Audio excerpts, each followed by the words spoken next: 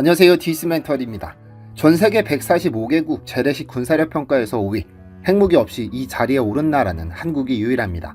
그런데 그 군대는 지금 이 순간도 전쟁이 나면 미군 사령관의 지휘를 받습니다. 76년째입니다. 1950년 7월 14일 서울이 함락된 지 이미 19일이 지났습니다. 국군은 3일 만에 한강 방어선이 무너졌고 지휘체계는 사실상 해체 직전이었습니다. 이승만 대통령은 그날 한 장의 서한을 씁니다. 수신인은 더글라스 맥아더 유엔군 사령관. 내용은 짧고 명확했습니다. 현 전쟁 상태가 지속되는 한 대한민국 육해공군의 작전 지휘권을 귀하에게 이양합니다. 이 서한 한 장으로 대한민국은 자국군대 전시 지휘권을 스스로 내려놨습니다. 당시 그것은 선택이 아니라 생존이었습니다. 누군가 지휘해주지 않으면 군대가 무너질 상황이었으니까요. 그로부터 44년이 흘렀습니다. 1994년 12월 1일 평시 작전 통제권이 돌아왔습니다. 전시, 즉 실제 전쟁이 벌어지는 순간에 한국군을 누가 지휘하느냐의 문제, 그 전작권은 그 이후로도 지금까지 한미연합사령관, 사실상 주한미군 사령관의 손에 있습니다. 국가들은 이것을 군사주권이라고 부릅니다. 전작권 전환을 두고 최근 한국과 미국 사이가 시끄럽습니다. 우선 용어부터 정리하겠습니다. 많은 분들이 흔히 전작권 환수라고 말합니다. 환수는 빼앗긴 것을 돌려받는다는 뉘앙스인데 정부와 한미 간 공식 문서에서 쓰는 표현은 전환입니다. 합의에 의한 이전이라는 의미죠. 단어 하나의 차이지만 이 문제를 둘러싸고 수십 년간 한국 정치권이 맹렬하게 부딪혔습니다. 같은 사안을 두고 어떤 정부는 환수라고 불렀고 어떤 정부는 전환이라고 불렀습니다. 그리고 어떤 정부는 아예 이 단어를 꺼내지 않기도 했죠. 그런데 이 전작권을 우리가 가져오고 싶다고 가져올 수 있는 것이 아닙니다. 2014년 박근혜 정부와 미국이 합의한 이른바 조건에 기반한 전환, 영어로는 COTP라고 부르는 이 방식에 따르면 조건은 세 가지입니다. 첫째, 연합방위를 주도할 수 있는 한국군의 군사 능력 충족. 둘째, 동맹 차원의 포괄적인 북한 핵미사일 위협 대응 능력. 셋째, 전작권 전환에 유리한 안보 환경. 읽고 나서 뭔가 이상하게 느껴지셨다면 그것이 맞습니다. 이 조건들 중 어느 것도 구체적인 수치나 달성 기한이 명시되어 있지 않으니까요. 특히 세 번째 조건, 안보 환경이 유리하다는 게 무엇을 의미하는지 조약 어디에도 정의되어 있지 않습니다. 북한이 핵을 보유한 이상 이 조건은 이론적으로 영원히 충족되지 않을 수도 있는데요. 그렇다면 우리는 왜 뭔가 애매한 조건을 갖게 됐을까요? 사실 전작권 전환 논의의 역사는 생각보다 깁니다. 1988년 한국 정부가 처음으로 미국의 작전 통제권 환수 협의를 요청합니다. 그 협의가 6년 만에 결실을 맺은 게 1994년에 평시 작전 통제권 회수였습니다. 그리고 또 11년이 지난 2005년 노무현 정부가 전시 작전 통제권 전환을 공식 의제로 꺼냅니다. 그리고 이듬해 2006년 한국과 미국은 마침내 날짜를 못 박습니다. 2012년 4월 17일로 말이죠. 그런데 뚝 하고 끊깁니다. 2010년 6월 이명박 대통령과 오바마 대통령이 정상회담을 열고 이 날짜를 2015년 12월로 연기합니다. 천안함 폭침과 연평도 포격으로 이어진 북한의 도발이 명분이었는데요. 그리고 2014년 박근혜 정부는 아예 날짜 자체를 없애버립니다. 조건을 충족하면 전환한다는 언제인지 알 수 없는 방식으로 바꾼 겁니다. 요약하면 이렇습니다. 날짜로 정했더니 계속 밀렸고 그러자 날짜를 없애버렸습니다. 30년 넘게 진행된 논의의 기결이 기한 없는 조건부 합의였죠. 그러면 2026년 현재 실제로 한국군은 어느 수준에 와 있을까요? 숫자부터 살펴보겠습니다. 글로벌 파이어 파워는 2005년부터 매년 전 세계 국가의 군사력을 수치화해 순위를 발표하는 미국의 군사력 평가 전문 매체입니다. 이 기관의 2026년 평가에서 한국은 145개국 중 재래식 군사력 3년 연속 세계 5위를 기록했습니다. 상위 5개국은 미국, 러시아, 중국, 인도, 그리고 한국입니다. 이 5나라 가운데 핵무기를 보유하지 않은 나라는 한국이 유일하죠. 쉽게 말하면 핵 없이 도달할 수 있는 재래식 군사력의 사실상 상한선에 한국이 서 있는 겁니다. 해군은 세종대왕급 이지스 구축함을 실전 배치하고 있고 잠수함 전력에서는 2020년 독자 설계 건조한 도산 안창호급 산천도급 잠수함이 실전에 투입됐습니다. 이로써 한국은 세계 8번째로 3,000톤급 이상 잠수함을 독자 개발한 나라가 됐죠. 2025년 10월에는 한 단계 업그레이드된 3,600톤급 장형실함이 진수되면서 잠수함 전력의 세대 교체도 이미 시작됐습니다. 공군에는 현재 양산 중인 KF-21 보라매가 있습니다. 한국항공우주산업이 독자 설계, 개발한 초음속 전투기로 최고속도 마 1.8입니다.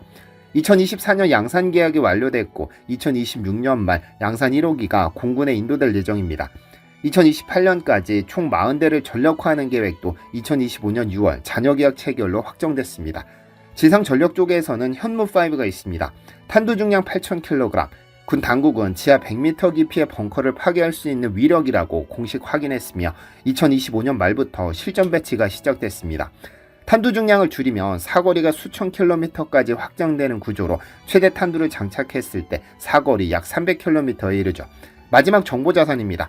2025년 11월 4.25 사업의 5호기가 발사에 성공하고 지상국과의 교신을 완료했습니다. 한국은 독자 군사정찰 위성 5기 운용체계를 사실상 완성했습니다. 전시에 독자적인 정보 수집과 감시가 가능해졌다는 의미입니다. 이 목록은 단순한 무기 카탈로그가 아니라 전자권 전환 조건 중 첫 번째, 연합 방위를 주도할 수 있는 군사 능력을 구성하는 실제 요소들입니다. 수치만 놓고 보면 적어도 첫 번째 조건은 달성 가능한 거리에 와 있습니다. 군사력 세계 5위, 독자 초음속 전투기, 이지스-3, 3000톤급 잠수함, 8000kg 탄도미사일, 독자 정찰위성 5기. 이 전력을 갖춘 나라가 아직도 전시에는 외국 장군의 지휘를 받아야 한다는 게 납득이 되지 않는 분들이 많을 겁니다. 첫 번째 조건인 군사 능력은 지금까지 살펴본 전력 수치로 상당 부분 채워지고 있고, 두 번째 조건인 북한 핵미사일 위협 대응 능력은 현무5와 정찰위성 체계, 이지스 함정의 탄도탄 요격 능력이 그 답안지를 채우는 중입니다. 문제는 세 번째입니다. 전자권 전환에 유리한 완부 환경. 이 문장을 다시 곱씹어봐도 기준이 없습니다. 수치가 없습니다. 달성 여부를 누가 판정하는지도 명시되어 있지 않습니다. 북한의 핵개발을 멈추지 않는 한 이 조건은 이론적으로 영원히 충족되지 않는 상태로 남을 수 있다는 뜻입니다. 법학에서는 이런 조항을 백지조건이라고 부릅니다. 내용을 나중에 채울 수 있는, 그래서 해석하는 쪽이 사실상 결정권을 쥐는 구조죠. 이걸 이해하면 왜 2012년 목표일이 2015년으로 밀리고 2015년이 또 무기한으로 바뀌었는지 설명이 됩니다. 날짜가 있으면 압박이 생기고 날짜가 없으면 서두를 이유가 없습니다. 조건에 기반한 전환이라는 방식은 어떤 시각으로 보느냐에 따라 신중한 합의로도 구조적 지연장치로도 읽힙니다. 그런데 2026년은 분위기가 다릅니다. 그리고 이번엔 한국 쪽만 서두르는 게 아닙니다. 국방부 장관은 올해 1월 공식적으로 2026년을 전자권 회복의 원년으로 삼겠다고 선언했습니다. 그리고 한미는 2026년 연합훈련인 FS에서 전환조건 검증의 마지막 관문 중 하나인 연합특수작전 구성군 사령부의 완전 임무 수행 능력, 즉 FMC 검증을 실시하기로 했습니다. 보도에 따르면 현재 2단계 완전 운용 능력 검증이 진행 중이며 국방부는 일부 전환 조건이 거의 완성 단계에 있다고 밝혔습니다. 일부에서는 2028년 전환 완료가 유력하다고 분석하기도 하죠. 흥미로운 건 미국의 태도입니다. 트럼프 행정부는 방위비 분담 증액을 강하게 요구하는 동시에 한국군의 독자 지휘 능력 강화를 전략적으로 선호하는 방향으로 기울고 있다는 분석이 나오고 있습니다. 한국군이 스스로 싸울 수 있어야 미군은 그 자원을 다른 지역으로 돌릴 수 있기 때문입니다. 그러니까 전자권 전환은 한국의 요구가 아니라 미국의 전략적 이해관계와 맞닿아 있는 것이죠. 기술적인 이야기를 하나 더 해야겠습니다. 전자권 전환 이후 한국군의 연합사령부를 독자 주도하려면 단순히 무기가 많은 것으로는 부족합니다.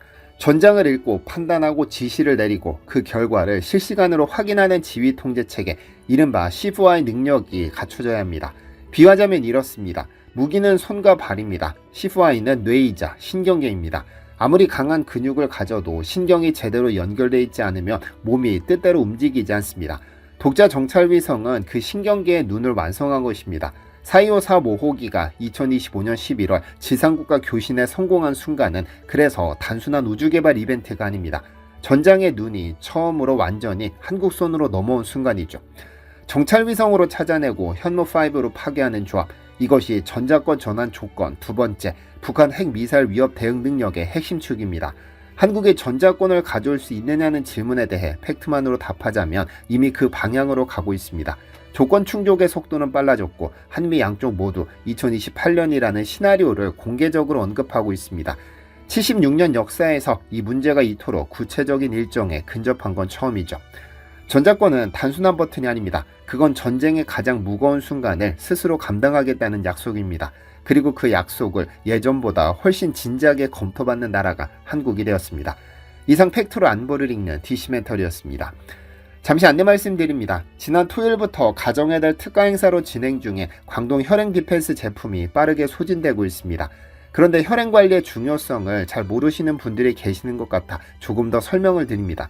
생각해보면 우리의 하루는 혈관을 망가뜨리는 선택들로 가득합니다. 늦은 밤 시켜먹는 배달음식, 끼니를 때우는 인스턴트 식품, 엘리베이터를 타는 것이 당연해진 일상, 퇴근 후 한 잔이 두 잔이 되는 술자리, 스트레스를 풀기 위해 피워먹는 담배 한 개비.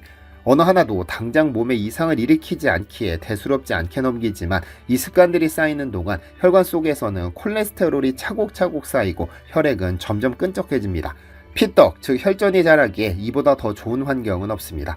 물론 청국장처럼 수천 년의 발효지혜가 담긴 음식을 매일 챙겨 먹을 수 있다면 가장 이상적입니다만 냄새에 대한 부담, 조리의 번거로움, 바쁜 현대인의 식생활을 생각하면 그것이 말처럼 쉽지 않다는 것을 누구나 압니다. 그래서 개발된 것이 광동 혈행 디펜스입니다. 광동의 혈행 디펜스가 아니더라도 혈행 관련 제품을 선택할 때 반드시 알아야 할 것이 있습니다. 요즘 시중에는 나토키나제 성분을 내세운 제품들이 넘쳐납니다. 그러나 그 성분이 라벨에 적혀 있다는 사실만으로 그 제품의 효과를 신뢰하기에는 무리가 있습니다. 진짜 따져봐야 할 것은 두 가지입니다. 하나는 식품의약품안전처가 그 원료의 기능성을 공식적으로 인정했는가이고, 다른 하나는 혈전을 실질적으로 분해할 수 있는 효소 활성 함량, 즉 FU 수치가 명확하게 표기되어 있는가입니다.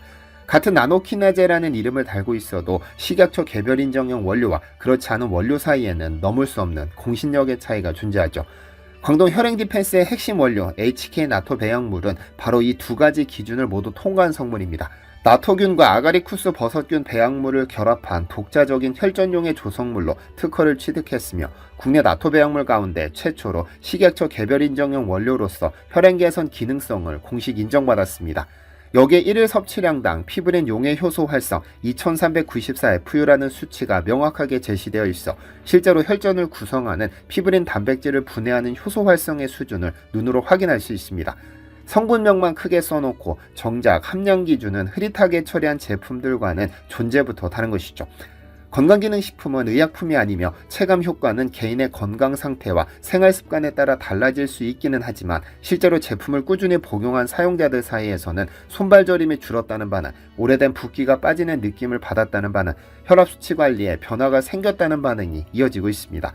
분명한 것은 혈행 관리는 단기간에 결과를 기대하는 영역이 아니라는 점입니다.